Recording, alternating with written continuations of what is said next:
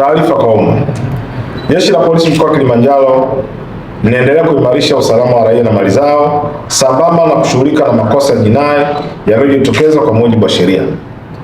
Napenda kuwajulisha wananchi kwamba tunatarajia kuwa na mashindano ya mbio za kimataifa maarufu kwa jina la Kilimarathon mjini Moshi Machi 22, 2026 ambayo yatakuwa na washiriki wengi kutoka mataifa mbalimbali duniani na ndani ya nchi.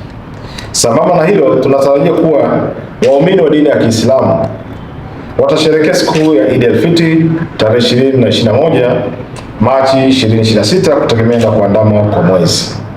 Jeshi la Polisi mkoa wa Kilimanjaro limejipanga vyema kuhakikisha ulinzi na usalama wa raia na mali zao kabla, wakati na baada ya mashindano hayo pamoja na siku ya Eid al-Fitr unaimarishwa. Natoa rai kwa wananchi na raia wa kigeni waliofika mkoa wa Kilimanjaro kufuata sheria na taratibu za nchi ili kuhakikisha mashindano hayo na siku za Eid al-Fitr kufanyika kwa usalama na amani, kwani jeshi la polisi halitasita kuchukua hatua stahiki za kisheria kwa yeyote atakayevunja sheria, kanuni na taratibu za nchi.